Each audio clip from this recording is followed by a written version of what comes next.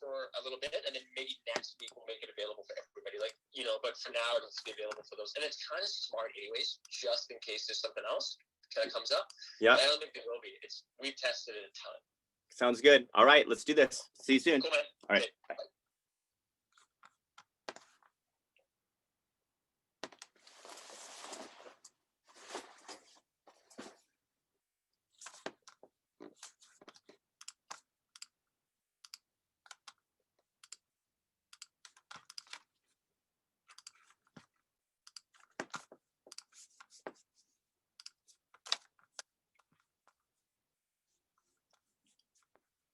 All right, good morning, y'all.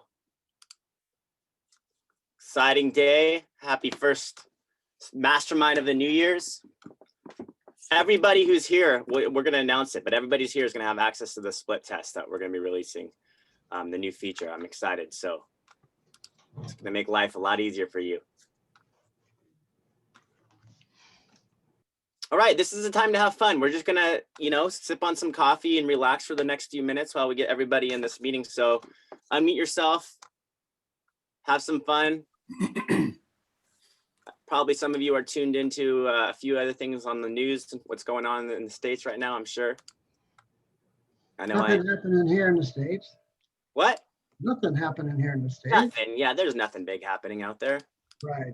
Just the future of the country. Just the entire world is tuned in. No big deal. But you're tuned in here, so that shows me where your mindset's at. Betcha.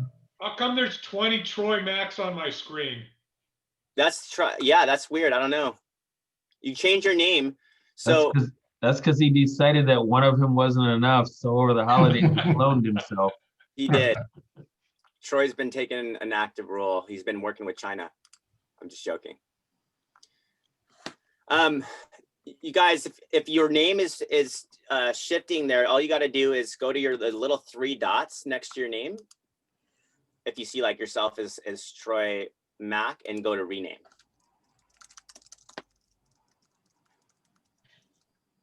Because one is more than enough. Yes. If your name is Troy Mack, change your name unless you're actually the Troy Mack. Will the real Troy Mack please stand up? Yeah. Oh, there he is. There's That's the real. Really weird. Super weird.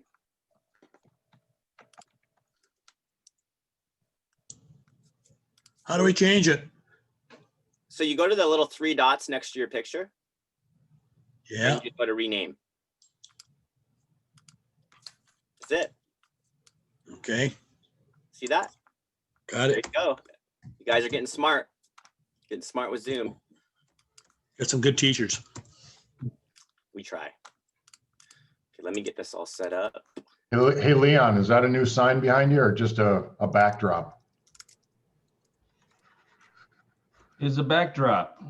Right on. I just got a new sign myself. So just got to hang it up. Yeah, you know, you sit there. I've got quite a bunch of stuff. I figure about 1,000 plus 5,000 plus pictures in the computer. Might as well use some of them. Some of the stuff, you know, when you say your motivation for the day, when I'm talking to some of my other agents, I'll do the Zoom training with them. And I gave my threat last week that I'm calling all my agents this week. So they need to have their plans in place. And the cool part about that is in pushing others, you also push yourself, because not only do you have to be prepared for them, Don't show up unprepared. got to be prepared for yourself. So it helps, believe me. Now I just got to figure out how you actually did that.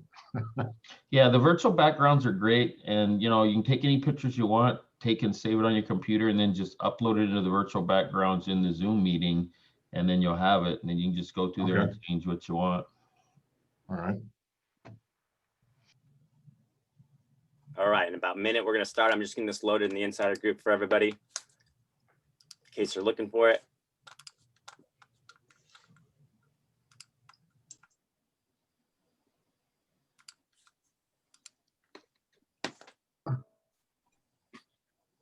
Troy, I give you access to admit people, the real Troy.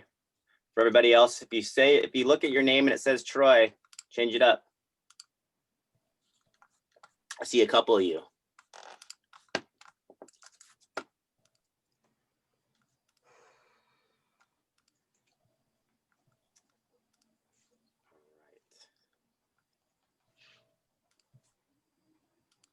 Everybody's so quiet. I know, hey? Well, there you are, Ira. I expected you to be talking a long time ago. I just got on. I was like, lost track of time. That never happens to anybody on here, right? Time is dialed in. It's of the essence. You have so much of it, you don't know what to do with it. No, not truth. I made you co-host so you can help me get some people in here, Ira. Done. Everybody looks so eager. I love it. I think they're tuning in with other tabs onto the other thing that's going on right now. Okay, let's get this started. Oh, you've already got it recording. Perfect. All right, guys, welcome to the official first Mastermind of 2021. I think this is an exciting time because everybody here who is attending, we have Aiden on the standby. He has a document or a spreadsheet that you're going to have access to that is going to allow you to have first access to the new split test feature. So I'm going to show you what that looks like here shortly, but that is going to allow you to run up to 5 ads at the same time. You don't have to go no longer build them one at a time. And I'm talking about the split test where you know, hopefully for those of you here know what that is at this point. That's going to allow you to run 5 ads at the same time, and it's not going to make you run different automations. You know, for the seller automations and like they automatically attach, but for other automations, you find like if you're creating a lead ad or some custom ad, you have to go and create a separate automation each time you run a new ad. This one's going to all attach to the same automation, which is going to make it really easy for that split test for you. All right, who wants to see it live in action? All of us. Yeah, okay, is Wendy here? Wendy, I'm going to use your account. Hopefully she may just be out busy as always. Wendy, no Wendy? I'm going to give her a chance. I'm here, sorry. Oh, there you are, awesome. Multitasking. You never tell because you're always changing up your hairstyle. Oh my God, I know, it's going up in just a little Awesome. Okay, let's give a view of what this is all about. So I'm going to share my screen and then we'll get going. Okay, here we are. So here we are in the funnels. And Wendy, I'll do this for you. We can run one of the ads that you're running right now. We'll go into one of my favorite seller funnels right now, obviously, is the What's Your Home Really Worth funnel. So when you click select here, you're basically just going as you would to build an ad. In this case, I'm just going to go to your images. Do you want me to use the new image that you uploaded? Yeah. Okay, perfect. So this is What's Your Home Really Worth? Enter your address, receive your home value. Now, what we're going to do is we're just going to drop the pin as always, right? And we're going to, do you have a zip code or a pin or an address, or just using Las Vegas, and then okay, just Las Vegas miles around, yeah. Perfect. Okay, and then I'm just going to click done. I'm going to go next, and here's where it is. Basically, you set your ad budget and how many ads you'd like to run in a split test, and you can go up to 5. It's there. It's there. So you want me to double that on Instagram for you? Yeah. Okay, and how many would you want me to split with this case? Could you go up to 5? Just do the 3. Okay, 1, 2, 3. So the message on the bottom, and then what's your commission on there? 9. 9. Okay. So your message on the bottom is the total cost to run 3 ads at $9 a day is $27. Does that make sense? Mm-hmm. Okay, and then just deploy. That's it. And so what's going to be happening is you can just leave and go, you know, off the computer, and it'll start showing you each ad being built one at a time. And it's just going to attach to the automation that you have behind it. You don't have to do anything. You just wait there. It'll tell you when it's finished. So right now it's saying you have successfully deployed 1 out of 3 ads. Rest of the split test ads are being deployed. Hold in tight. How cool is that? And so it'll be building, and then once you see the first one, it'll show you it's going out to test 2 and so forth. I'm not going to make you guys wait here while we do that, but yeah, that's essentially the new split test feature. It's going to make things a lot easier for you. And now it's time to open that up to questions. If you don't know what a split test is, that's probably you probably need to come to a demo. I'll be honest. I have a quick question. Yeah. So are there 3 different ads that yes. come out, or okay? Yeah.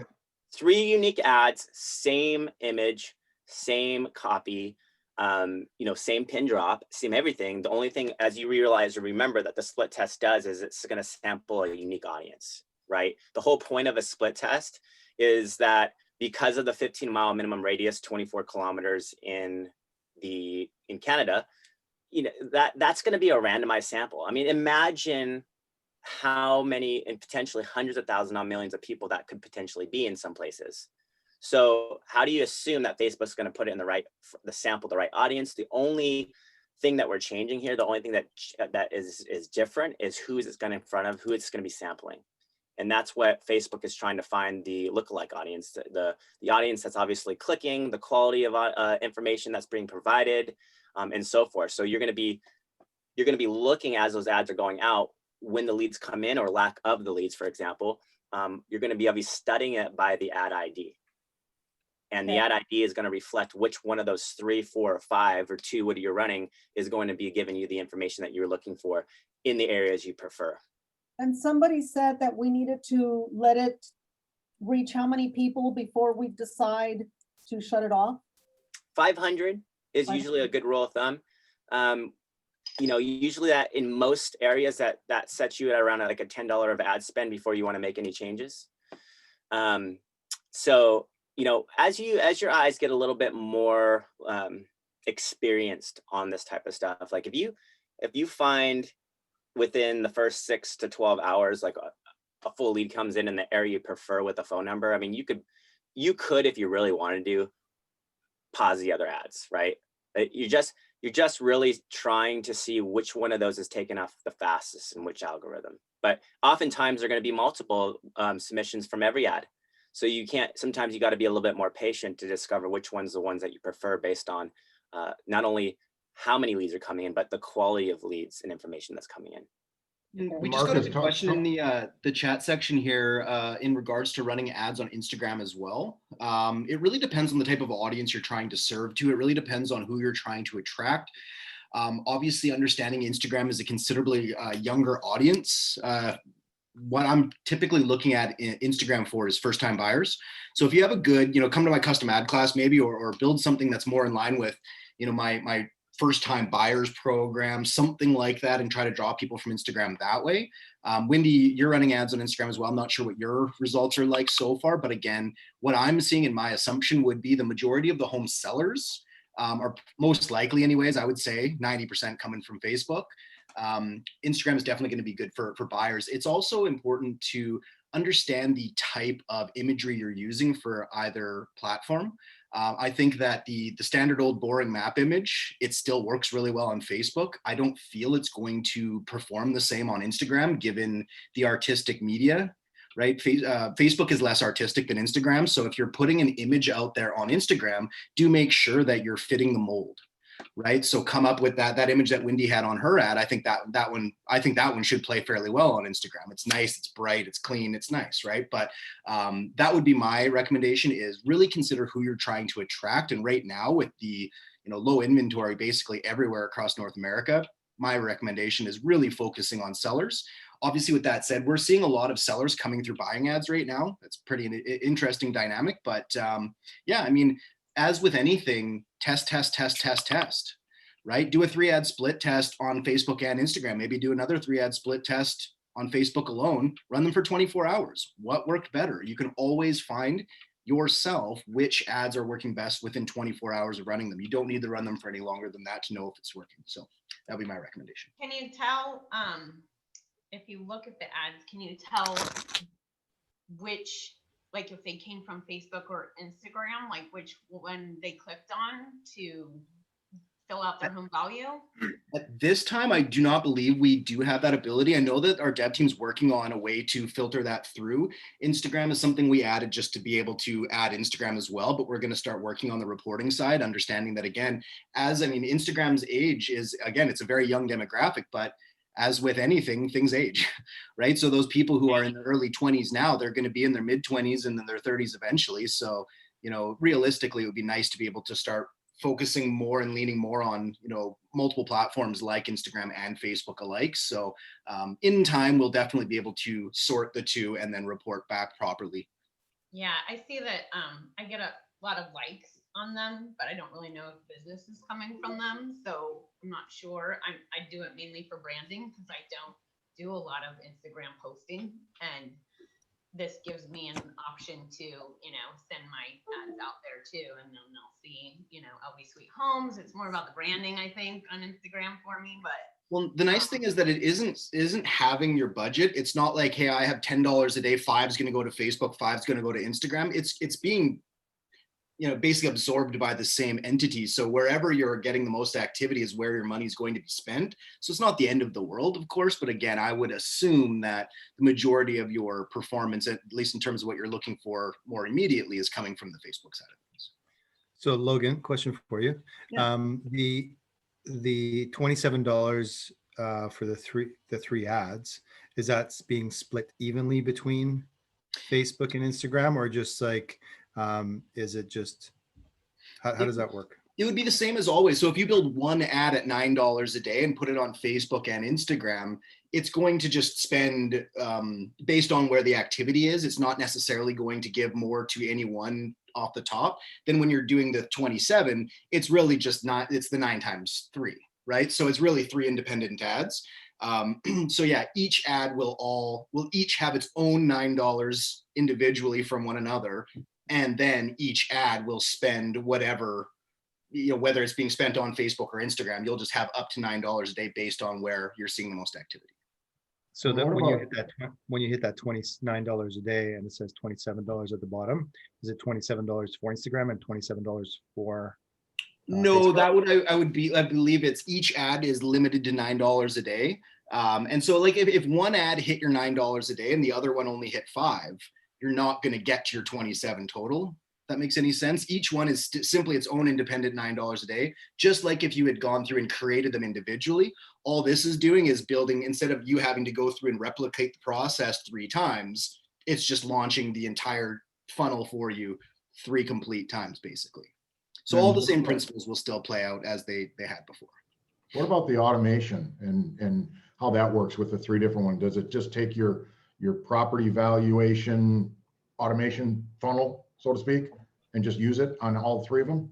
Absolutely. Yeah. Okay. And that's the idea, is that way you don't have to keep going in and making multiple edits. You don't have to go and edit 3 different campaigns. You edit your seller's campaign, and then any subsequent ad you create from that same seller's template carries forward the automations that you've already edited. I mean, there's numerous automations in our list. How does it know which one to pick, the system? So it's basically all under the umbrella, right? So you have your seller's property evaluation temp or funnel, so to speak. All the automations would apply that are under that umbrella, right, would then go upon any other ad built from that same template. So I really don't need to do anything. It's already there for when I'm running an ad anyways. Exactly. Like Rob, right now, if you go in and build manually one ad using the seller's property valuation conversion template, all of the edits that you've ever made on your past sellers automations would carry forward. This is the exact same thing. All we've done is make the process easier to launch 3 ads at a time. Okay, perfect. Thank you.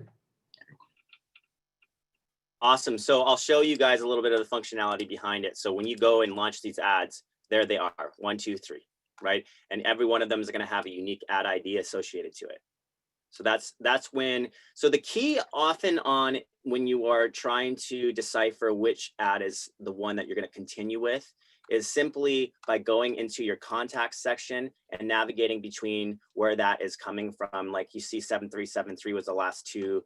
I know, Wendy, we were having some fun with your funnel, so you wouldn't look at that one. But when you look at the ad ID, it's a source ad ID. You can literally just click on that to see which one it came from. And you can obviously go back and forth between that ad ID and the ad where it come from. And in any case, in the split test, if you're seeing multiple submissions come from one of those ads, it's usually cluing you into that's going to be the one that you're going to probably move forward with. Any questions on that? I'll ask a question and maybe clarify something, because people are asking about between Instagram and Facebook. Just because you're running an ad at a certain price, if they're not clicking on the ad, you're not going to get hit for ad costs. So if you're running between Facebook and Instagram, basically you're looking to get traffic. If no one clicks on it in Instagram, you're not getting charged anyway. So your ad dollars are still going to spread out based on who's actually opening your ads that you're split testing and which platform they're opening in at the time. true. This test is also really great now for the buyer side, the listing side, custom ad side, because in the past, you would always have a new automation if you were going into your automations, and now they're all attaching to the same automation when you run that split test. So it's not having to run multiple ones and go out and edit out of there. That's kind of a cool, I think, side, because seller one, it was always like that. You'd always attach to the same seller ones. Now it's going to be the same for any other side. Yeah, any questions before we move on? Okay, so everybody who's on here, I don't know if Aiden has a sheet or Steve, how you were going to do this, but whoever's on here is going to get early access into this new feature. And I don't think it's for anybody in trial, but we'll see about that. This might be your kind of incentive to get into it, right? All right, who wants to share? Who's got some wins? I know a lot of you have been posting in the insider group about some listing appointments and so forth. Anybody want to share? Anybody want to talk about an experience they had recently? I will. Hey, Lisa. I have 2 listing appointments Saturday. Yay! I have 4 buyers on listing alert campaign, and one of them reached out. Well, 2 of them called me yesterday, and one of them reached out last night that she was ready to go look at a couple of houses. So hopefully this week we're going to go take a look at it. And the second one that called me yesterday, he told me specifically what he wanted me to send him, so I'm sending him some. So we'll see. Hopefully they all 4. So tell us a little bit more about it. What kind of lead was it? When did you first start the conversation? Did you pick up the phone? Give us a little bit more detail. Yeah, so I'm picking up the phone now as soon as they come in, unless, I mean, a lot of them are coming in overnight. So as soon as I come into the office in the morning, I'll pick up the phone, and if it's a buyer, I'll just say, hey, thank you for clicking on my Facebook ad. This is Liza. I'll explain who it is. I said, I understand you're looking for a house. Can you give me a little bit more detail of what exactly you're looking for, what area and price range? And then they'll start telling me details. And I said, okay, so what's your time frame?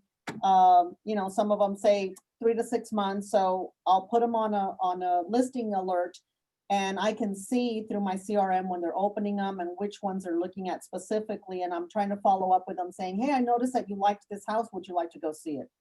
On the listing part, I am calling them and thanking them again for clicking on the ad. And then I'll ask them, I'm telling them that I'm gonna have their CMA sent out to them, but I wanted to see if there's anything specific about their house that I don't know yet. Like, have they upgraded or painted or changed carpet or whatever? And they'll start talking about it. And then I'll ask them where they're going. And the majority of them are also gonna buy. So hopefully that'll be a double-ended deal. That's amazing. Thanks for sharing. Anybody have some similar stories like that? I think it's always interesting to see how people pick up the phone and what type of questions they're asking to get that appointment. Don't be shy. We'd love to hear your wins. I know there's a lot of you on here. Actually, 100 of you. This week it's been really good for me for buyers. I actually pulled my seller ad because I can't keep up with it. I've had, in 2 weeks, I had over 100 list buyer sellers come in. So obviously I'm swamped with those. So I threw a buyer's ad up just to keep my stuff out. And I'm showing all weekend. I need to be cloned. That's awesome. So what type of buyer campaign are you running? The buyer campaign is just for listings under 400,000. I'm in red area, and of course with the oil issues and that, nobody's really getting approved above that 400 out here. To be honest, nobody's really getting approved above 325, but the pictures look nicer at 400, so people are curious. People are curious. Now, so is that a Facebook lead ad? Is that is that a dynamic capture? Which one are you running? It is the capture one. It's the StreetText capture? Yeah, StreetText capture. Just the nice, easy 2 seconds to pop it up there, walk away from it ad. And it's only running on a $4 day ad spend, and it's been crazy. It's amazing. And for everybody that's wondering, there's a couple ways to go after buyers. You can run a Facebook lead ad, which is pulling up all their information up front, or you can do the buyer to seller conversion, which is going to be asking for an email and then going a little bit deeper, kind of like the home value one, where you go a little bit deeper and do a dynamic capture. They're both equally as effective. One of the unique things about the buyer to seller one to test out is it actually also asks them if they're ready to sell as well. So you have a funnel that goes in a little bit deeper. The lead ad though works really well both on the buyer and listing side, because with a lead ad, you can capture all their information up front from the click. And that is important if you're going straight for phone numbers, right? Marcus, can you show us the buyer to seller one? Which one that one is? Yeah, and maybe you can tell us, Shauna, which one it was for you. So I'll go to the funnels, because there are a lot of them here, right? And I think we have to explore that. We have a lot of options. So here's the one that most people start with on the seller side, the seller property valuation conversion on the trial. And then again, you have, because they're all different. You have an equity style of that. And then here's what most people also have access to in the trial. It's called the buyer to seller conversion. And so that would be one a lot of people experiment. That's the one I'm using. There you go. So this one, you basically click select and then you build it, and you just like, early notification list, very simple. Be the first to receive a list of homes in blank under blank, right? And so you would just type in the city, the area, and the neighborhood. You could pick images from stock, although I don't recommend it unless you have a home that fits that architectural style in that area. Like, don't embellish anything. I always got to make sure it's something that people would actually get realistically. Or you just upload your own image into that, which is a great way to do it too. And then you just click next. Then you go to the landing page, which is like the next part of the process. And is if they were entering into that funnel for the first time. And a lot of people, what they'll do is they'll do something that feels inviting, like they're inside of the home, let's say a kitchen shot. Click next, and then you just drop your pin. And remember, with buyers, you're not necessarily just going after buyers within that area. You can drop multiple pins, or oftentimes buyers are coming from outside the area. So you can do the coordinate thing with your pin drop, but then you can drop other pins in other areas as well, and you could expand that targeting on that, and then you just basically launch. And again, that would be the same type of thing. Let's just pretend we just typed in Red Deer here, and then click next. And again, you can do the split test with this as well. So this one doesn't give you the link to your website to set up that search for under 400 in Henderson? No, you would attach that in your automation email. Oh, okay. That would be where you go in and edit that in the automations. And that would be like the first thing they got in there, along with, I'm sure for you, something like a bomb video. Okay. Any questions on that one? And that's different than if you run the lead ad, and the lead ad is a completely one that's more focused on, you have to, number one, if you're running a lead ad, make sure you go to your Facebook pages and connect leads, because that allows you to tap into their lead form. And then you could run any lead ad, where in those funnels, they have a little parentheses that says lead ad in there. I could show you again, and that's going to be pulling in the Facebook form. So if you go to like buyer campaign lead ad, select, same type of thing, but now you might go like single family homes under, let's say, $399, pick an image, and you would obviously make sure it's an image that suits that. Click next, follow up URL. That's where you're talking about, Wendy. Oh, yep. That's the buyer campaign lead ad. Yep, that's the Facebook lead form, and then it's the same thing, right? And then it's just basically, Las Vegas, or you do the pin drop. Whenever you type in something like a target location, if you type in Las Vegas, just remember automatically 15 miles will be surrounded around that. So you could do the pin drop, but if you do something like type in the city location, it'll automatically associate 15 miles around that. So that's why the pin drop's the most accurate. And then click next, and it's the same type of thing. Gotcha. Yeah, I like putting the link in there to my website, because then it automatically goes into my LoPo and into follow-up box, and then the AI starts chatting with them. So I like that. But Wendy, are you using Julie, or do you have your own AI person? yeah, I'm using Julie on my seller lead because I only use the StreetText funnel for my sellers. And then the buyer one, it's just a very small funnel that it shoots them over to my website. And her name is Julie too. I renamed her. So that nobody gets confused. Anyway, so it only has like the text and then, you know, the link to it and all that. And then it goes right into my system. And then, yeah, she starts talking to them. So I use a couple different, but I use Julie on my sellers. Thank you. Any questions on that, guys? It's pretty straightforward, and I think the key is on whether you're running a buyer campaign, a seller campaign, a lead ad, like immediately go to the experience that you're going to give to that person. And so put yourself through the funnel, right? I always say this, you basically go into your ads and click view ad and click view ad.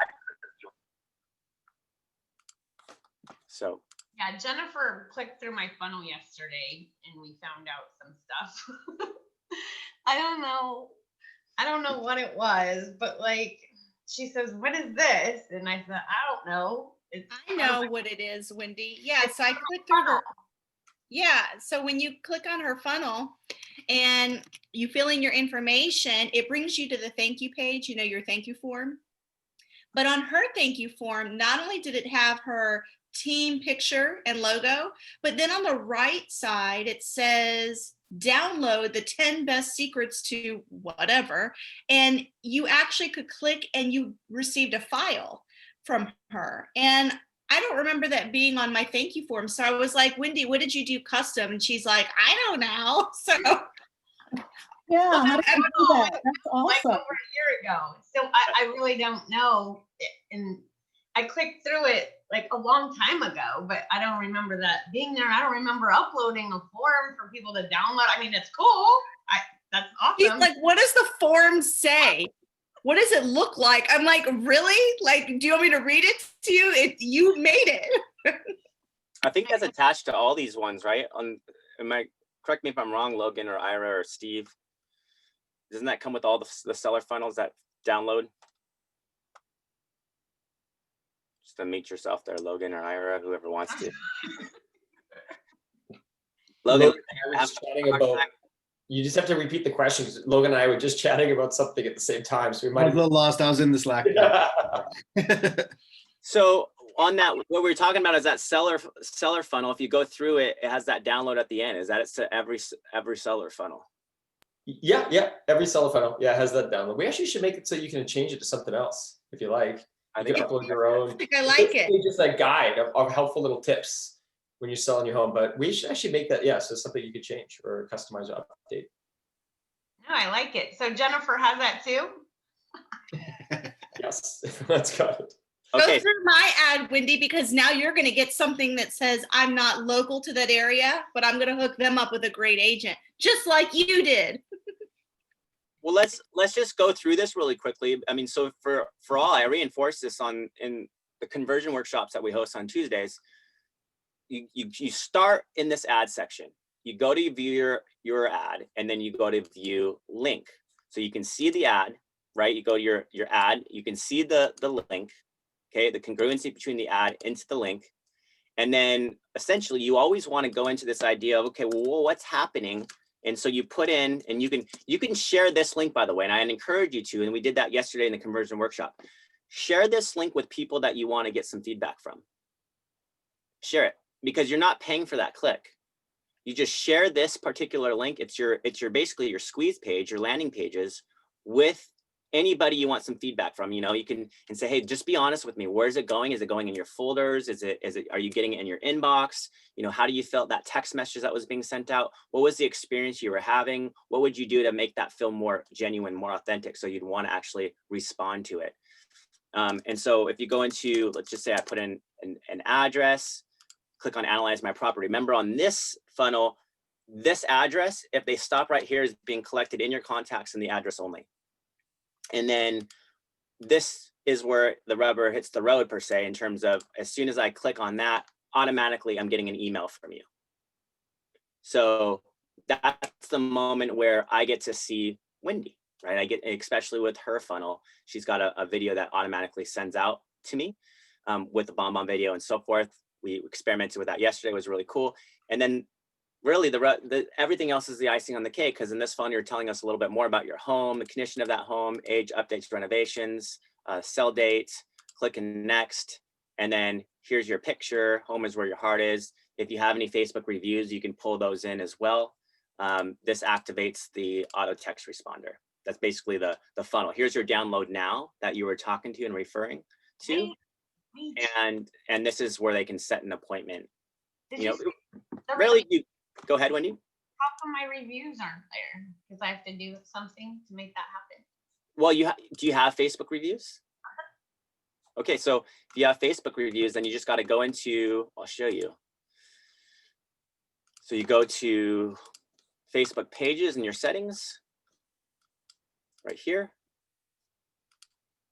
You go to reviews.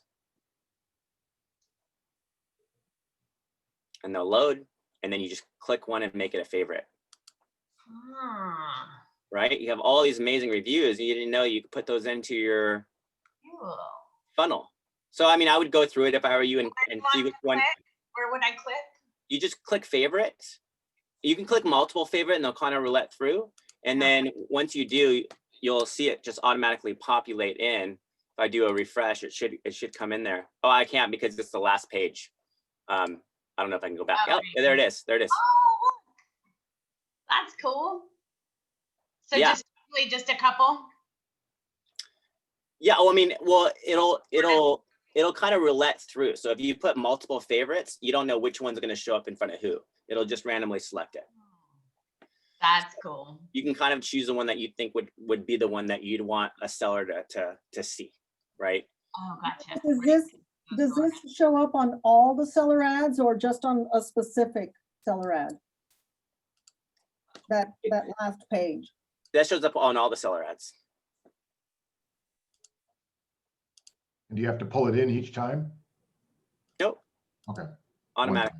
One time. It wouldn't show up on any seller ad that you created using the custom lead form, of course, though, because that's not using our forms. That would only be, this would just be for the standardized templates that you use within our system.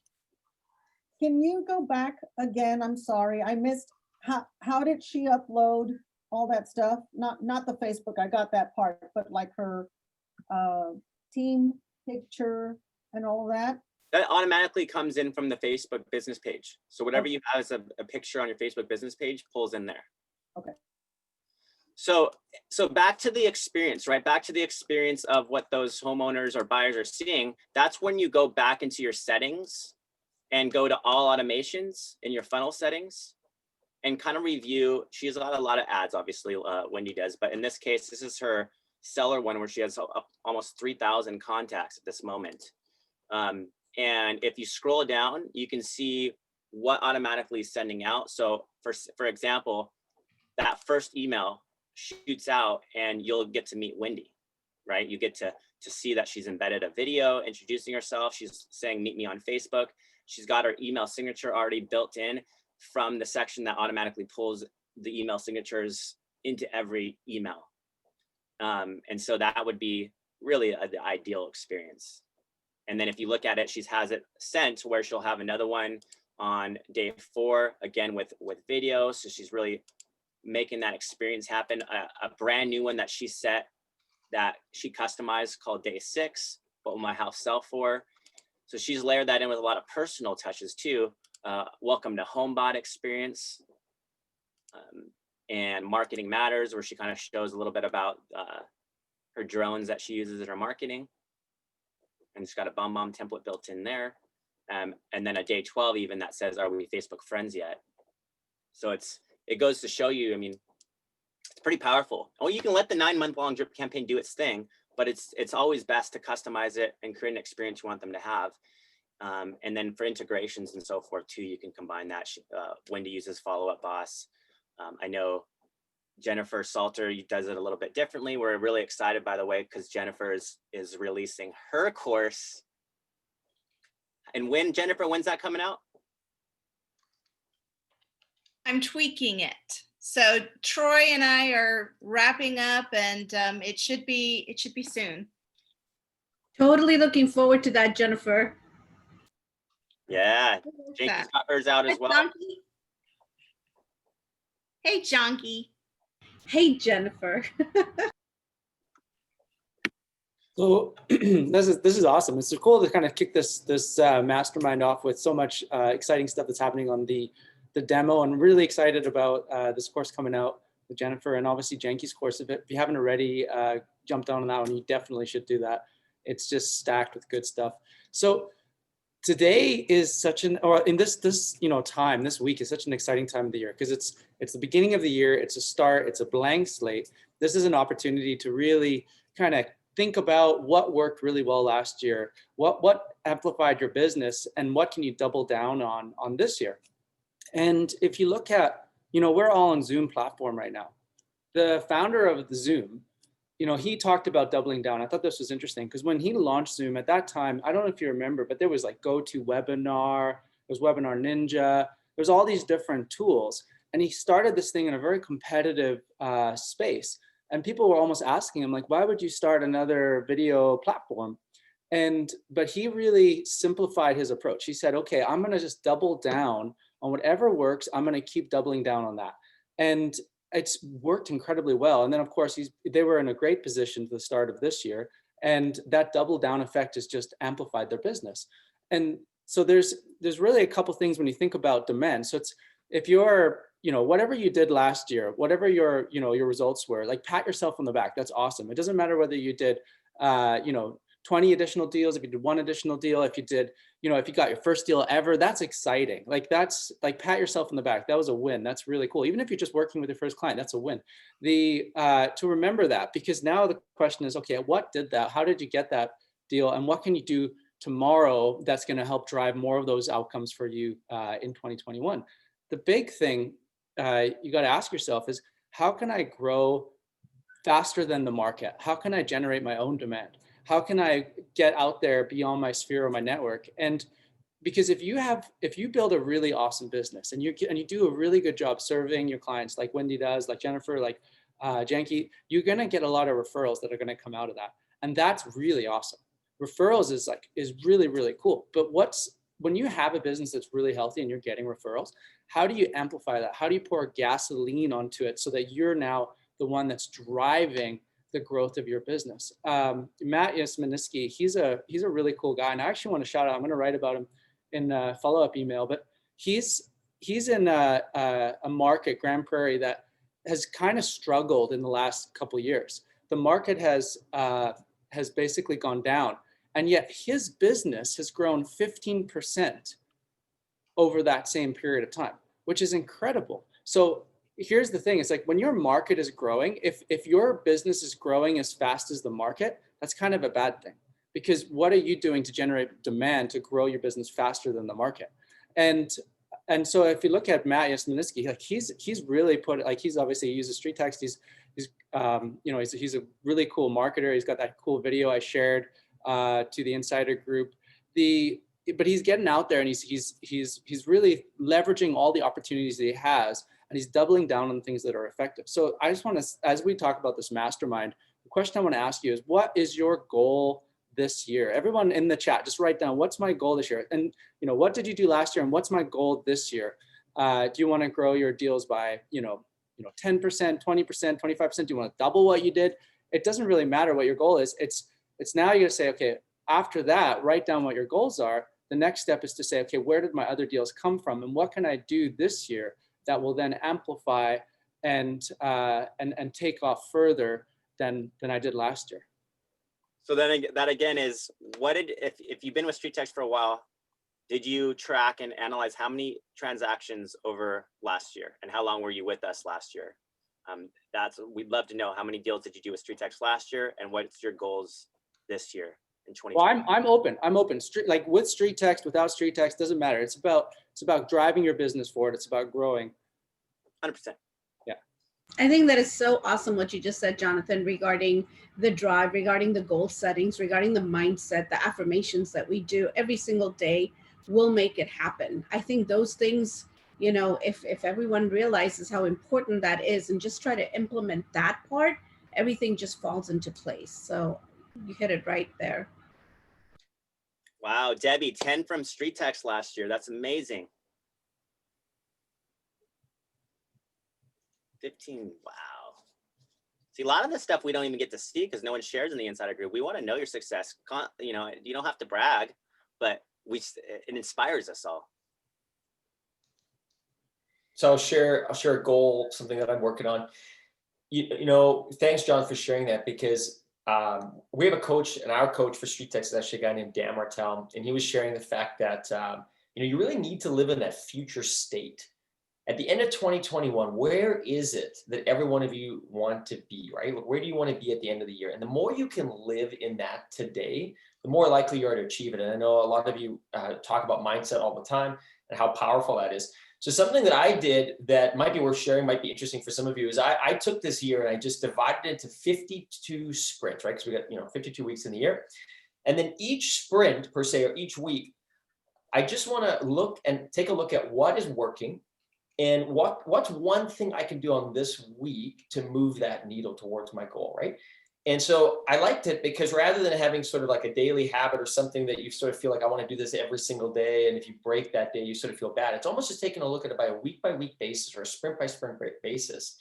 You know, what's something that I'd like to test or try? One of the things for me at the end of this year is I would actually, just on a personal note, would love to increase the amount of energy I have. Because the more energy you have in the day, the more you can accomplish, the more excited you're to take on your task.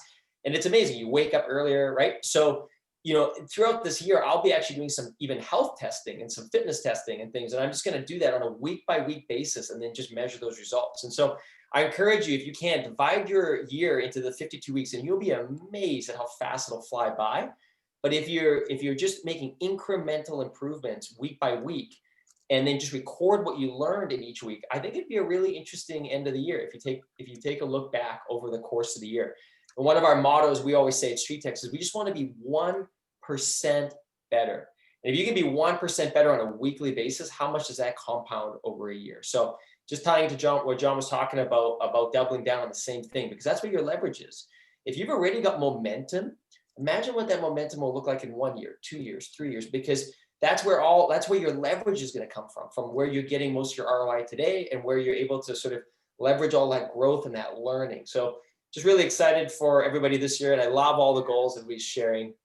So that's what I'm going to be working towards for this year. I love so that. we can all post our weekly sprints in the insider group. I like that. If you could get a takeaway from this, after every week with StreetText, let us know what worked for you, what didn't work, you know, and how will you go about improving that? Because right, we know we can get set up in that insanity realm where we do the same things over and over and we're not getting results. So we need to change it up. We need to get results. So let's support one another on a weekly basis. And I think that's a great check-in. Can I ask a quick question? I'm sorry I was a little late. I had a meeting that went long. And maybe you've already talked about this, and if you did, just forget it. But so I'm getting these leads and it's fantastic. I mean, real leads, real numbers, real people. What the heck are you guys doing? Because that's amazing, because I've been doing Facebook ads a lot and gotten crap. So I'm super excited about this. I've already referred you to two agents, one who's in my area, and I'm like, why am I referring to a person in my area? But I figured hopefully it won't make a difference. But anyway, so when you're doing the CMAs, have you guys found a process that I got to the point where there were so many coming in that doing my normal CMA was taking too long. So I just started doing the cheat CMA and doing the RPR one and sending that off with a video explaining to them, hey, let me come see your, but do you guys have you seen a result that maybe works better than the other? So that, because right now I don't have an assistant. This is all me. So this is what I'm doing until 11, 12 o'clock at night. So if there's a better, faster way to do it, or is just an RPR good enough? Lisa, what I do is I send out a one-page CMA. I don't know if that is available in your MLS, but I send out a one-page CMA, simple, active, pending, sold, and it just pull it out of your ours is Paragon, so I pulled it out of the MLS, and I just really simply create active pending sold, square footage, bedrooms, baths sold in the past 3 months, like a normal CMA, right?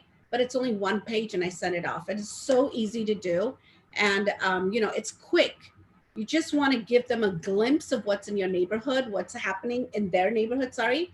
You don't want to be too specific because you want to continue dripping them and you want to continue having them come back to you. So what I do is just that one page, and I have had so much luck, so much success with that.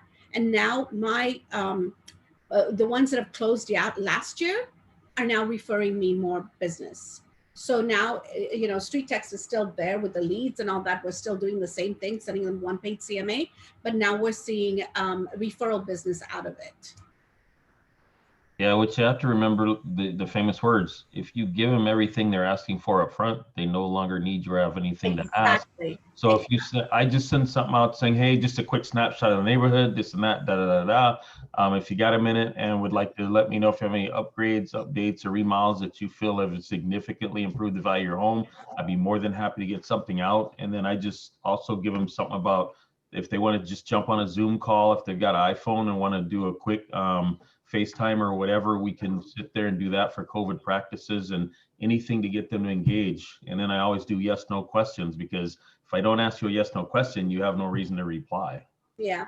And then another thing, Lisa, what I do is after I send that CMA, the one-page CMA out, I do a follow-up call.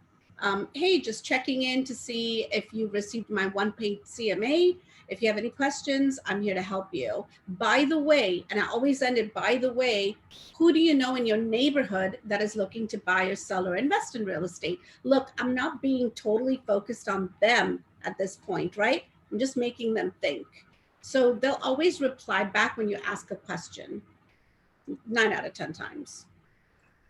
Hey, Marcus, real quick, I've just got a question I'd like to throw out there. For those that are doing more, that have done more than 10 StreetText deals last year, what's your average ad spend, monthly or annually? I'm just trying to get an idea of what they're spending to generate this kind of business. Good question, Jeff. And remember, it's going to change and be different from market to market. I mean, you're obviously in one of the most highly competitive, highest price point markets in all of the US. So that number on an ad spend is going to be different than it would be for someone, the average home sale at $200,000, right? Yeah.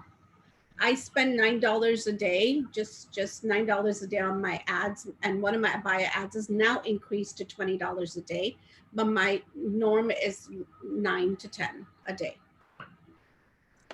Jenke, when you say you increase, does that mean you're seeing a good return? So you're exponentially generating more exposure for it by raising your ad spend? But yeah, I do see a lot of more, well, with the $9 ad, it was really, we got, I think we spent 2,300 on it or 2,500. I don't remember the numbers off head, but we got over 500 full leads over a course of, I think, a couple of months. Don't quote me on the numbers, but I know that we spend $9 and $20 a day. So once the $9 a day started showing us a lot of return on investment, we started increasing that budget to 20. And now we're just kind of manipulating and playing around with those numbers to test some of the ads that we're putting out there. So you don't have a set budget. You play it by ear depending on the return. Right. Jennifer, same with you? Yeah, I do the same thing. So I typically run one ad. My ad spend has gone from $9 to now I'm hovering around 10 to 11 a day.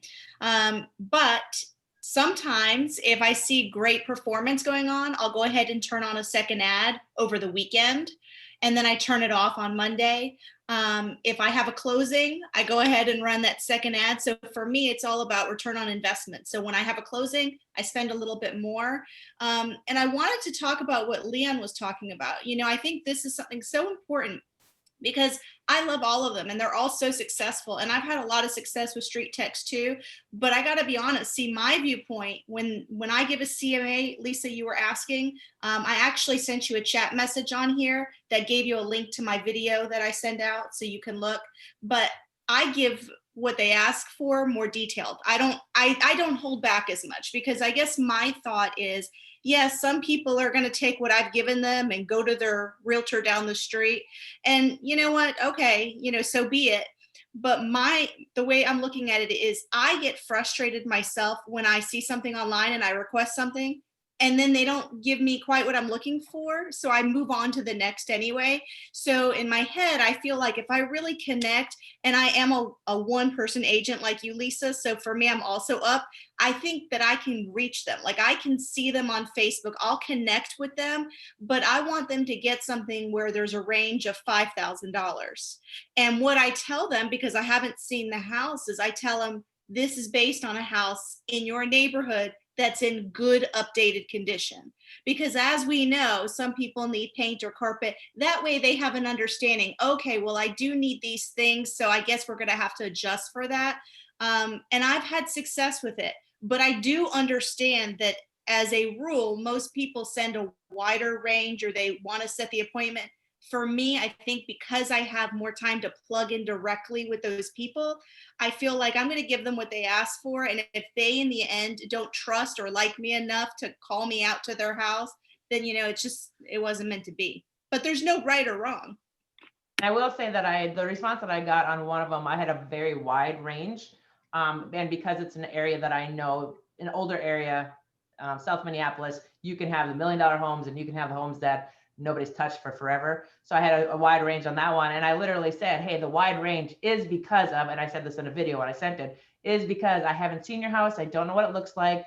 And that's the wide range. I said, but if you want to sell it as is, I have those opportunities to either buy it as is, because now I'm looking at investing, buy it as is, or I can come in and help you fix up what needs to be fixed up because I want a construction company. That's the one I nailed the listing appointment with, because he's a hoarder and he's going, yeah, I need help. And so that wide range actually was a reason I got the call, because he's just like, and then I just asked, I said, so what are you thinking you're going to get out of it? And it was way on the low end. And for me, again, as an investor going, okay, I like that. Let's go, let's meet. So you did a couple prong, sorry about my dog. That's okay.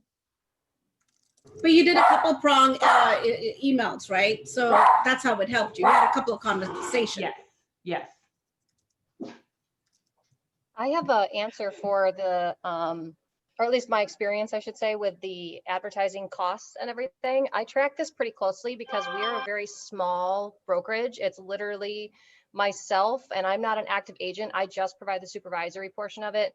My husband is an active agent, and then we have one part-time agent in the city south of us. So we're very small. I track our advertising dollars very closely because they're all very important to us.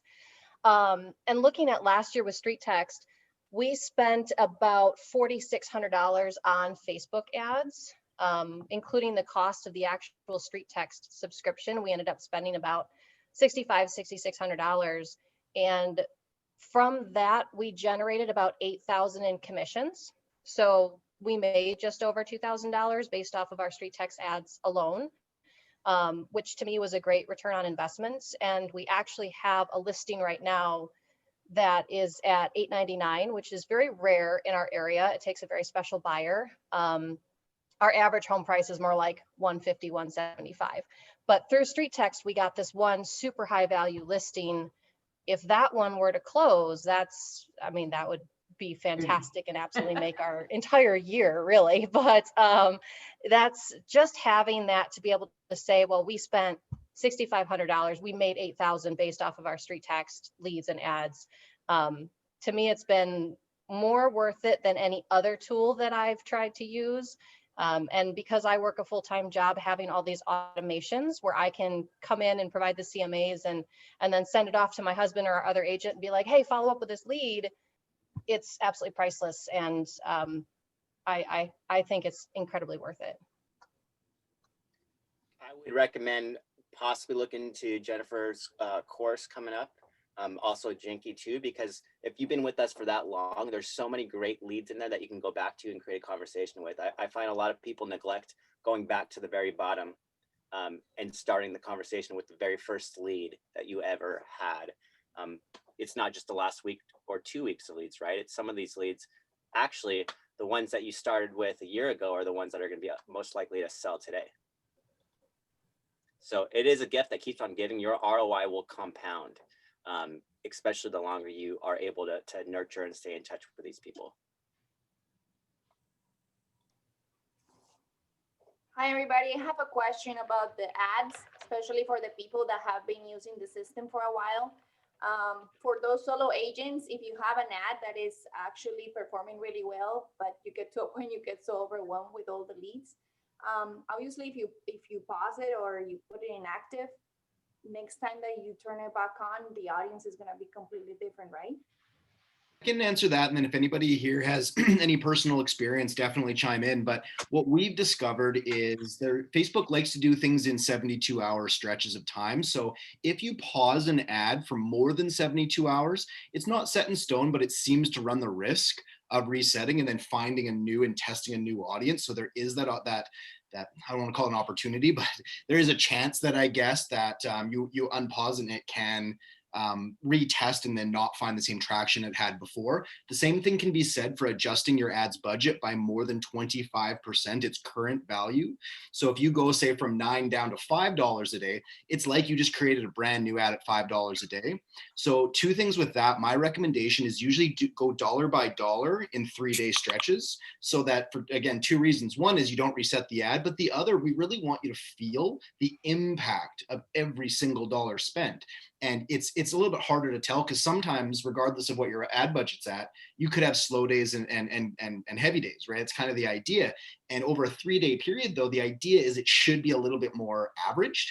So I would say change it from, say, 9 to 8, wait 3 days, really feel what that impact was, then go down to 7. And again, just really find where you're at. You find that threshold of, this is how much I'm spending, this is how much activity I'm getting, great, I'm happy there.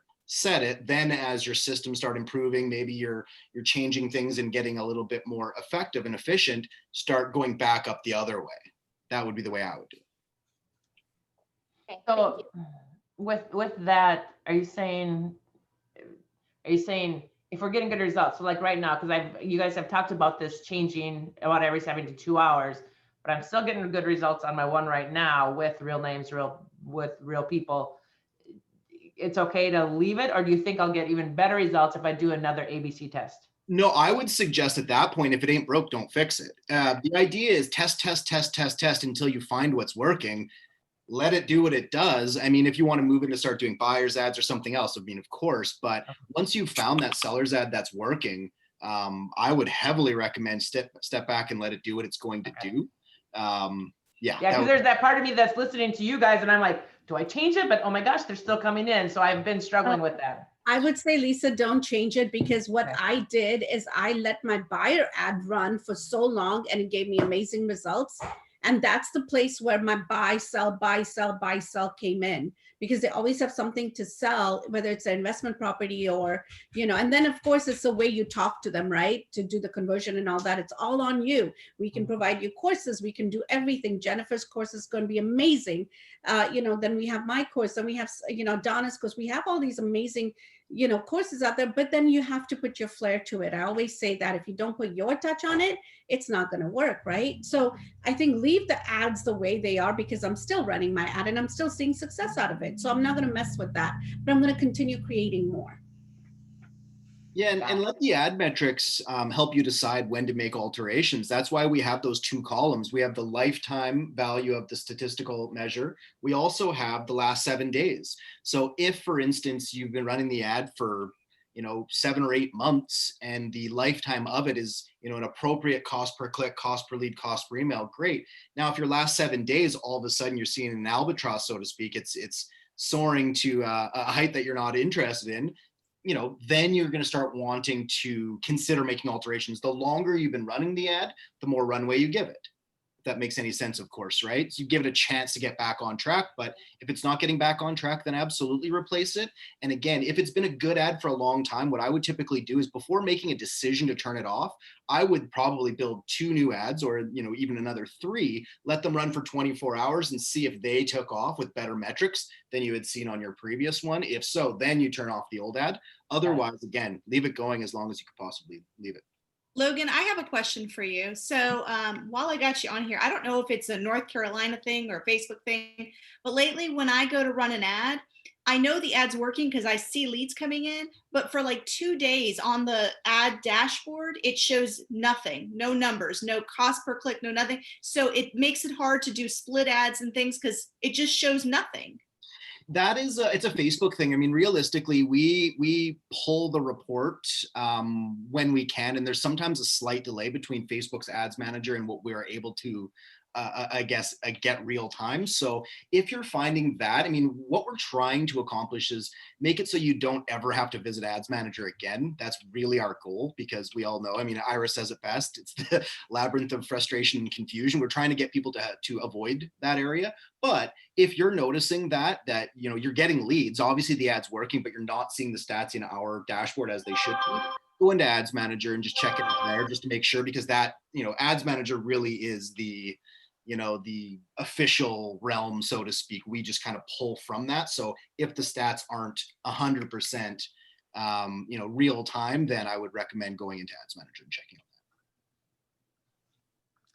One other thing to take note of on your ad performance, and a lot of people forget and neglect it, is that from time to time, you should go in making sure that you're analyzing your social proof. So if someone's liking it, commenting on it, just definitely you want to respond. Like if you have a bunch of likes, you have on the lifetime of your ad, if you've had an ad on for a long time, you're gonna have a bunch of likes, you're gonna probably most likely have comments. You don't realize that also you could be sharing this personally into groups. You can just be sharing it to your personal page with a, you know, little custom description of why you'd want someone to click on it in your own personal network. So there's a lot of things you can do organically, but make sure that you're responding to social proof when people are liking it, when they're commenting it, you know, send them a personal message too when they like it, because that could translate into, I've seen it many times, translate into an opportunity and an appointment. And if they leave a negative comment, unless it's racist or political or really something you can't recover from, leave it and have fun with it. And I actually talk about that in my course too, but I love gifts. And you know what? I've had some people say some off the wall mean things, and I'll put a funny gif, and then they come back and they're like, ah, ha, ha, ha, you're right. And then we're friends at that point. I'm thinking, okay.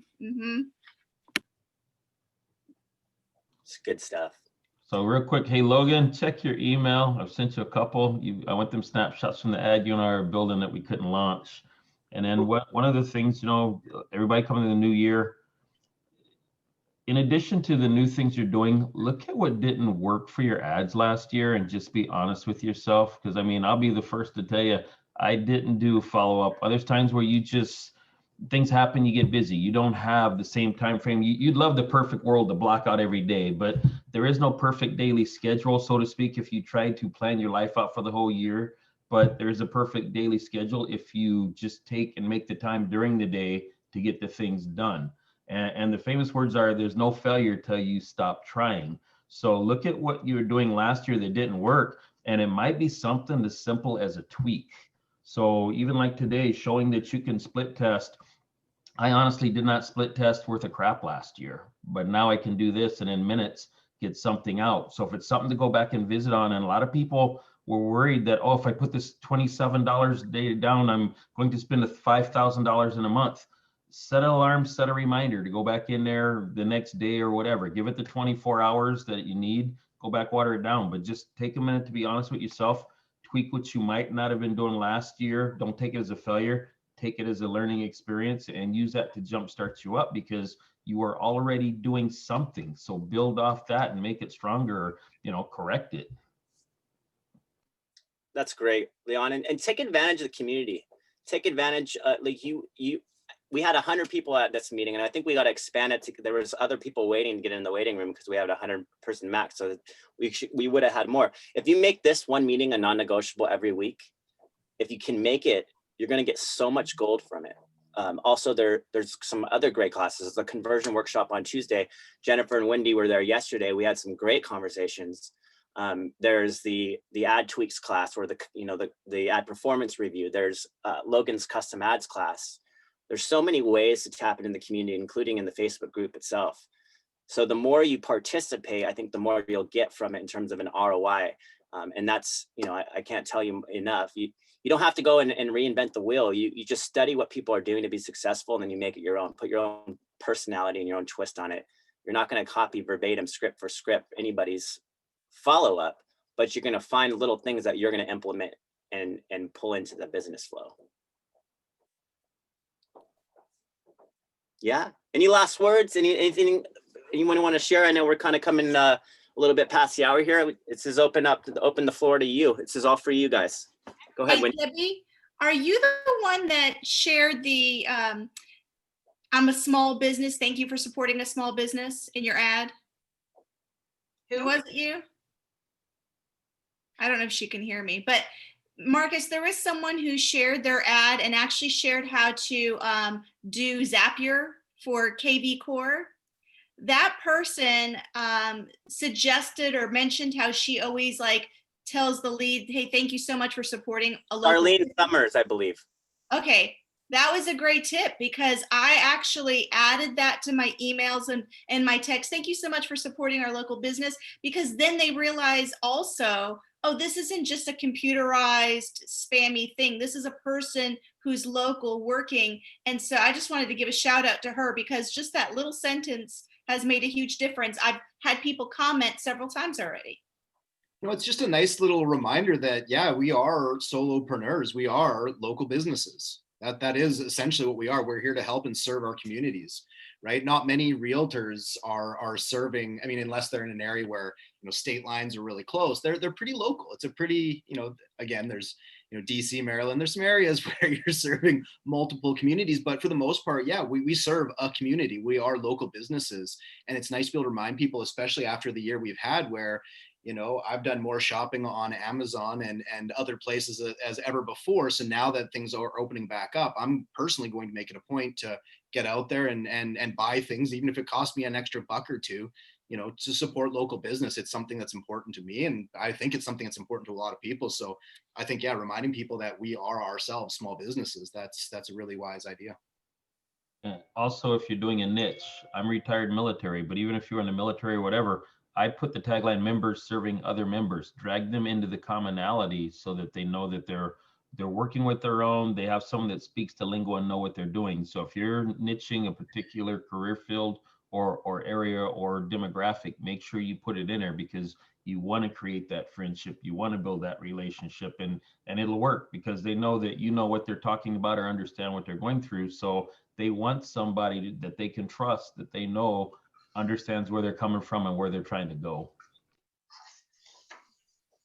That's such a good way to close this too, to build in that relationship. And it's about, I love that. Like in your case, your niche, it's like the creating that commonality, looking like when you're building rapport, you know, look for that commonality, look for the common ground, and you create so much trust. And when people trust you and they like you, they're going to work with you. And so it's about building those relationships. If you make that your focus for 2021, to say, how many relationships have I built this year? That will be such a huge amplifier to your business. So thanks to everybody. I don't know if there's any last comments or words anyone wants to say, but I really did like that, Leon. Yeah. I got a question for Jonathan and Steven, since you guys are the back end of the system. As I was trolling through things about 2 or 3 this morning, something caught my eye in Facebook itself. I think it was actually from a lab code agent, so Jenke might have been on that yesterday. They had a guy on there, and it caught my eye as he used to be in Seattle. So he was showing when he went into Facebook for the demographics, he was able to, I mean, we're limited now what we can choose, but is there a way we're able to go in and change some of the choices we have? Because I mean, he went in and, you know, we have the ring of death of 15 miles, but in his demographics, one of the things he did, and this is the one that was really good, he selected Zillow, Realtor.com, Trulia, all the sites that other people go search as a keyword in his search group for his Facebook ads, knowing that those keywords would let Facebook's algorithm pull them over. And I was looking at that like, wow, that would just blow up ads, because our goal is to get them off those platforms anyway. And if they're shopping on Facebook for them, that would probably drive the kind of traffic more or less that we want over to us as well. So I know you guys are always developing, and that was something I wanted to ask, because if I didn't have anything else for a choice but that, I'd be like, yeah, that's where I want to steal them from, so to speak. Yeah, I mean, and then your case, if you could target, say, military groups or you know, other sort of channels as well. Like the thing is, you know, we've done a lot of experimentation on the, especially, I think the number one, like when you look at the targeting demographics, the number one way you can do the filtering, they have good results, is through groups. So by figuring out what people are also engaging in interest wise, or Facebook pages. The challenge, of course, though, is that when you're doing that, you're taking what is your market and you're shrinking it down. And one of the beautiful things about being in real estate is that you have an offer that applies to every single homeowner and every single buyer, and for every single renter that plans on becoming a homeowner. So you have an offer that is really, really relevant. Because of that, Facebook works so well when you can put that content in front of everybody. That's when their algorithm can be really effective, and they can figure out and they can target who's the right audience. And then with the split test, you can then use that to narrow down and say, okay, well, we showed it to this group and that group and this group, and the target audience that you're really after is over here. The challenge is when you do put a little bit more targeting in Facebook, you shrink the audience down. So some of the people that you really want to meet may never have engaged with those audiences, and so Facebook doesn't know that person is actually way more relevant to your ad, and so they just don't show it to them. So it's the easiest way to do that for now is to actually create an ad, go in your targeting in your ad set in the ad manager, play around with your filtering, and then test it, because you may find that your results, you might hit on a winner and it might really go well, but more often than not, what happens is you just kind of reduce the size. So, but it is a really good point. Strategically, it's a good, but where you would maybe want to leverage that is if you're finding that you're just getting so many leads and you're just completely overwhelmed and you want to figure out a way to sort of narrow it down. That's where it's going to be most effective. So you would go into the Facebook ad manager for the demographics. Yeah, on the ad set, that's where you're going to define your audience, because campaign is the objective, ad set is the audience, and then the ad is just the creative. Yeah, because my thing is, give me 600,000 shopping where I'm at, than 1.6 million that have a million that aren't. So when I looked at that for a split test and I seen that, like I said, we know everybody starts on Zillow, whether it's accurate or not. We know they're going to wind up in Trulia because Zillow owns it. Somehow Redfin and Realtor.com. So the thing is, if I can go ahead and narrow that down to be more specific to what I'm looking, I'll do some split tests and get back to the group. Once Logan sends me my ad stuff we snapshotted. Yeah, I'd love to know how it goes for you. We've done a lot of experimentation in the past, and we actually moved away from it. And now we really want to make sure that our conversion pixel is targeting in a specific way and sending that data back to Facebook to get the quality of lead based on the information they provide. The other change that you've probably seen is that they're removing address, or have removed address from the lead ad forms. So they've basically made another update. They're going to be pulling out more information too. So the challenge with that, of course, is you need an address of a person, especially if you want to fill out a CMA. So I can see but the key there is we have to be able to communicate what information is relevant to Facebook at the right time, which is when that conversion pixel will fire. So it's that's sort of how we've designed it to really maximize the impact. And it's taken us a long time to figure out that works really well. But I'm really curious. Let me know how your test goes, Leon. That'll be interesting. Okay, but because your lead page that they come into, they put their address and stuff on there now.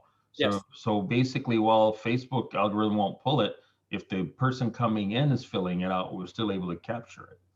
Yeah. The other tip I was going to say is if you do retargeting ads, every time, because you're running this ad through StreetText under your Facebook page, when somebody does engage on your ad, whether they like it or comment on it, you already can retarget them under your Facebook page activity. You don't have to bring them over to your Facebook page activity. So someone asked the question, do you get people to go to your Facebook page? I think the question is, what's the goal that you're trying to achieve? What's the outcome that you want? Do you want them to like your page, or do you want to build a relationship with them? And if your goal is to build a relationship, sometimes asking for more, like, hey, can you like my page? That might not necessarily create a relationship. It might feel a little bit like salesy. So you just want to ask yourself, is this going to increase my chance I'm going to create a relationship with this person, or is it going to increase the chance that I've got more likes on my Facebook page? And because those are going to drive different outcomes. But then you can retarget them through your retargeting ads just by retargeting them through whoever's engaged in your Facebook page. And that's really cool because that list is growing as you run your ads. And so you can really take that off. But there's a lot we can dive into this side of things too. Absolutely. But yeah, thank you. I had one person ask, what's your percentage conversion?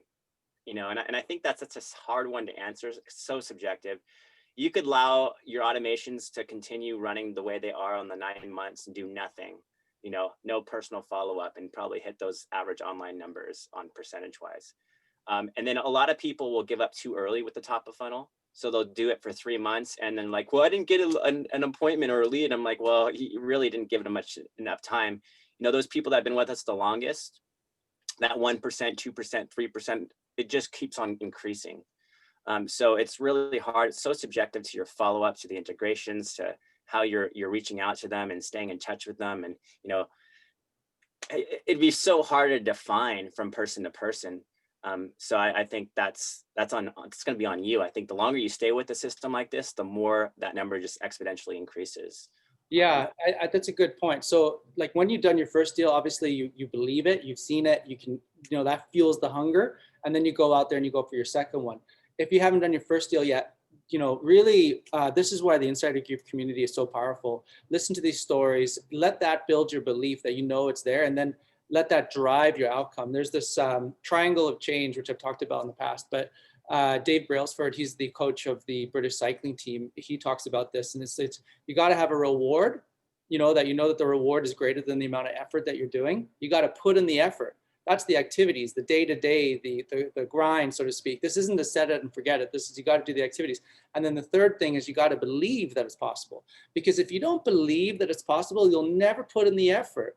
And you know what? Doesn't matter how great that reward is. You might know that you're playing for the state championship. Doesn't matter how exciting that is. You'll never push yourself to 100% because your mind will say, well, I don't really know if it's even worth it. Do I want to prove that I'm not able to do it?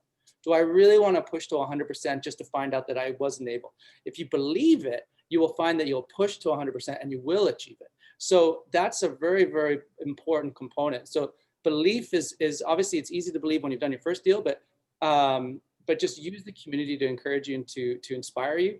Go for that. I know Donna Swansea, she's done more than 200 transactions to StreetText. I don't know what the number is now, but she took 5 months before she did her first deal. So it snowballs. You have to get your first deal, let those drips run, let those things, don't cancel too soon, just let those things go out there. And then when you get the inquiries, book the listing appointment and just keep it step by step by step. You know, have I got a listing appointment? Awesome. I'm going to go, I'm going to win it. You know, I'm the Facebook realtor. I'm the big shot. I'm going to win that listing appointment. Go there, go win that listing appointment. Now it's like, okay, I'm going to serve this person. I'm going to sell this listing. I'm going to bring them the best. I'm going to run a great listing marketing campaign, and then do that. And then once you've closed that listing, it's just like, yeah, I know I can do this. So now it's, okay, I'm going to get my second one.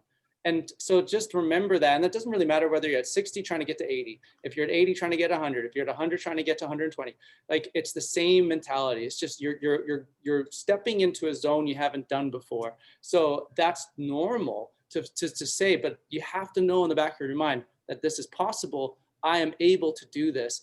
And if you're ever wondering and you're just kind of wavering, join the community, get the, listen to Leon, listen to Jennifer, listen to everybody, and just say, okay, you know what? It's possible. It's possible. And do not hide behind the automation. That is the problem. You know, a lot of us do. We get so caught up in letting the system run. We think it's going to do it all for us. You got to pick up that phone. You got to make that conversation. You got to do that text. You cannot let the automation go, because if you let the automation take it, someone else is going to take the deal from you. What's your key performance indicators, right? I think that's the key. You know, if you look at Jennifer Salter's open rate at this point, above 90%, you know, I hear people all the time like, well, BombBomb doesn't work. You know, I'm not getting any opens. I'm not doing blah, blah, blah. I'm like, well, are you sending it the way she's sending it? And this is why you need to look at a course like her. Are you analyzing your, you know, are you going in and sending it from personally? Are you changing the subject lines? Are you tracking? It's the key is like, if you want high open rates, you gotta go for the conversations. Are you gonna do the personal touches? Are you gonna use Facebook? Are you gonna do whatever you possibly can to make that translate into a conversation somehow, some way, so they know that you're using words like, hey, this is complimentary. There's no obligation. It's my way of giving back. How do you make that person feel like they can talk to you? If they don't ever get that experience, you're just gonna get the door closed, or worse yet, you're gonna be ghosted and never get anything at all. And then you're just going to blame StreetText for it. Marcus, it's like what I tell my listing folks that like when I go to their house, I tell, listen, there's a few things we can do, but you have to decide, is it more important to have the money or the time? And so it's the same thing with this. I think StreetText works just the automation. That's how I got my first listing appointment. You don't need to do a thing, but I believe that you have a choice. Either you have the time, like Lisa, she's a solo agent too, right? So we're the ones plugging away on the phone, and that's great. My return on investment is incredible doing it that way.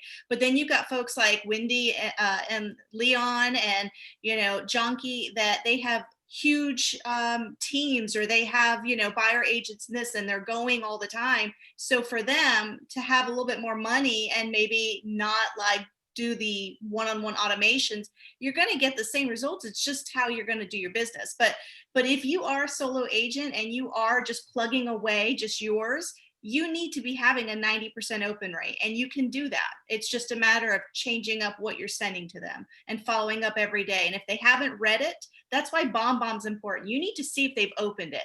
And if they haven't, you resend it. Well, I'm gonna say this. I am a single agent. I'm solo. I do have an assistant. I have her do the transaction coordinating. But here's the thing with this. Everybody that says you're overwhelmed, that's a good thing. What you're not, I think the mindset, and Jenky like this, mindset and mind shift, what you need to do this year, having too much business is a better curse than having no business. You need to go sit down and find people in your office, or if you don't have faith in the people in your office, go talk to some of your lenders that work at buyers or whatever. Find out who they know that are closing deals. It's called a referral. I gave out, God, a buttload of referrals last year.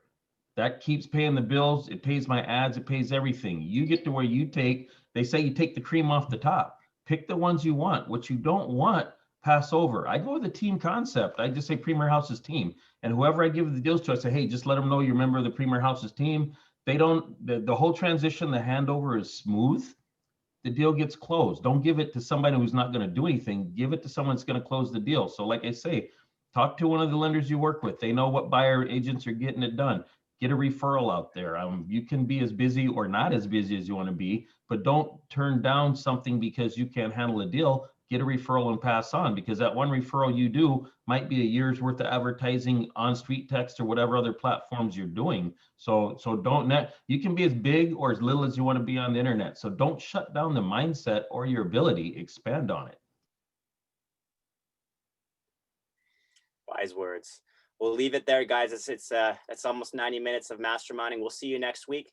And just so you know, I believe there's an ad performance class today. Is that correct? Someone get me on that one.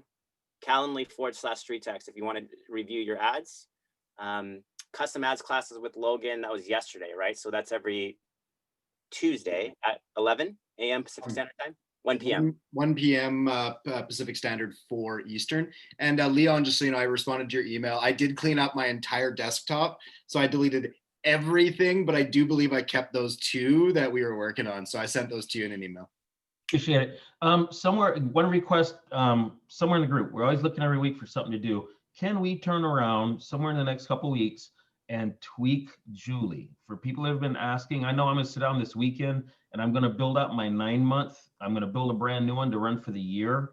But a lot of people have been asking the insider group about something like that. And I think at this point, we have enough people that are new that haven't done this, that'd be a really good thing to be able to go in and show how to tweak Julie a little bit, to show how to add a homebot ad, a video or something, and let everybody, roll through the rest of the year, getting their platforms together. You know what I could do, since we already have it all set up, why don't everybody has basically a week now. I can cover that on my custom ad class on Tuesday. We can kind of convert my custom ad class into automations as to how to put BombBomb video in, how to exactly. Just remember to press record, Logan, so you can repurpose that for people. I'll do that. I'll record at that time. And in the meantime, here's what I would suggest everybody do.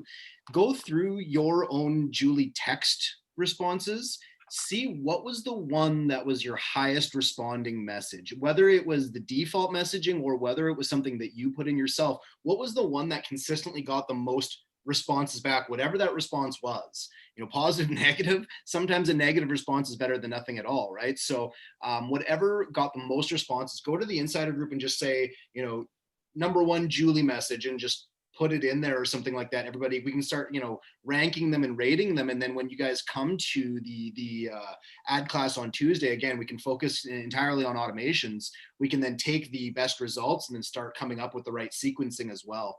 And then everybody can come have their own kind of individual or a more global solution. But yeah, absolutely. I think that's a great idea, Leon.